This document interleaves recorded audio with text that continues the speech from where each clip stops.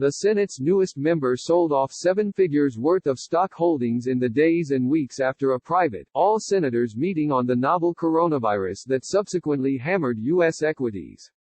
Senator Kelly Loeffler (RGA) reported the first sale of stock jointly owned by her and her husband on January 24, the very day that her committee, the Senate Health Committee, hosted a private, all-senators briefing from administration officials, including the CDC director and Anthony Fauci, the head of the National Institute of Allergy and Infectious Diseases, on the coronavirus. Appreciate today's briefing from the president's top health officials on the novel coronavirus outbreak, she tweeted about the briefing at the time. That first transaction was a sale of stock in the company Residio Technologies worth between $50,001 and $100,000. The company's stock price has fallen by more than half since then, and the Dow Jones Industrial Average overall has shed approximately 10,000 points, dropping about a third of its value. It was the first of 29 stock transactions that Loeffler and her husband made through mid-February, all but two of which were sales. One of Loeffler's two purchases was stock worth between $100,000 and $250,000 in Citrix, a technology company that offers teleworking software and which has seen a small bump in its stock price since Loeffler bought in as a result of coronavirus-induced market turmoil. Loeffler's office did not respond to a request for comment from the Daily Beast on the transactions and whether they were prompted or informed by information shared at that late January briefing. It's illegal for members of Congress to trade on non-public information gleaned through their official duties. Late Thursday night, she did offer a statement, tweeting, "This is a ridiculous and baseless attack. I do not make investment decisions for my portfolio. Investment decisions are made by multiple third-party advisors without my or my husband's knowledge or involvement." As confirmed in the periodic transaction report to Senate Ethics, I was informed of these purchases and sales on February 16, 2020, 3 weeks after they were made. In the weeks after her spate of stock trades, Loeffler sought to downplay the public health and financial threats posed by the coronavirus. Democrats have dangerously and intentionally misled the American people on #coronavirus readiness, she tweeted on February 28.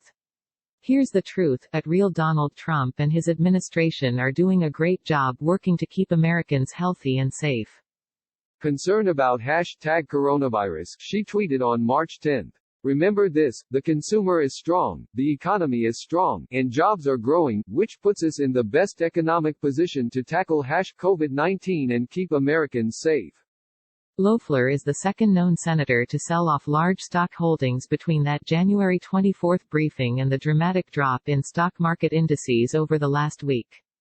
The Center for Responsive Politics reported on Thursday that Senator Richard Burr, RNC, who chairs the Senate Intelligence Committee, sold between $500,000 and $1.5 million in stock in February, shortly before markets tanked, and before Burr privately warned of the havoc that coronavirus was poised to wreak.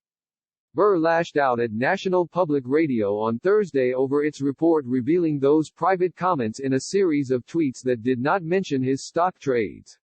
Burr was one of just one of 3 senators who voted against legislation in 2012 banning so-called congressional insider trading. As it happens, Burr and Loeffler sat next to each other on the Senate floor during the chamber's impeachment trial in January.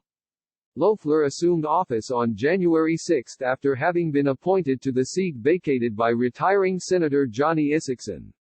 Between then and January 23 she did not report a single stock transaction from accounts owned by her individually or by her and her husband jointly.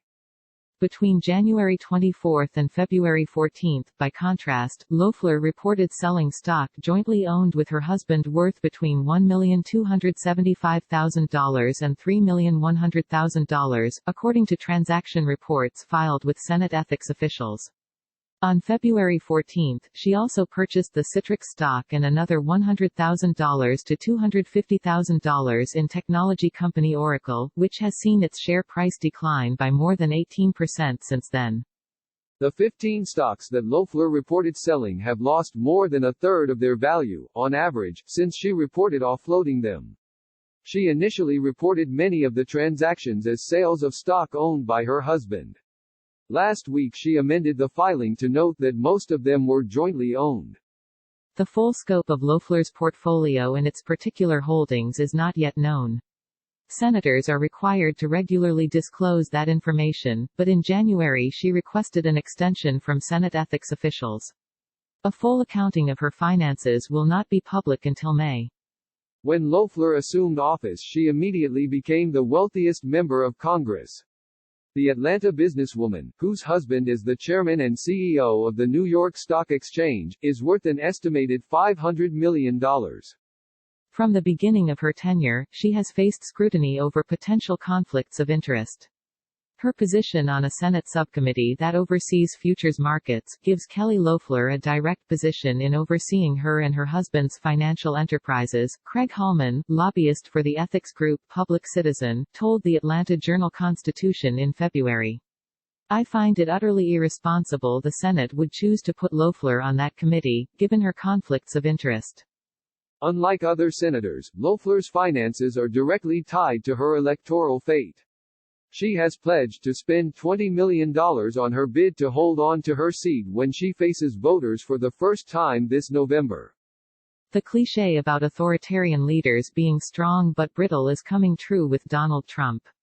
The cost of this lesson will be tallied in lives and a wrecked economy. Donald Trump and his fans are learning that karmic externalities are a bitch. They're learning that you can get away with a chain of scams, business failures, bankruptcies, and branding disasters and win the presidency but still fail utterly as a president and a person. It took a global pandemic, the bursting of the Fed-fueled stock market bubble, and an opponent Trump can't face. It doesn't read Twitter, watch Fox, or respond to derisive nicknames. It took a plague to peel back the scales from his eyes finally, and even now, too many Trumpist Republicans insist this is fine. Hecuva job, Trumpy.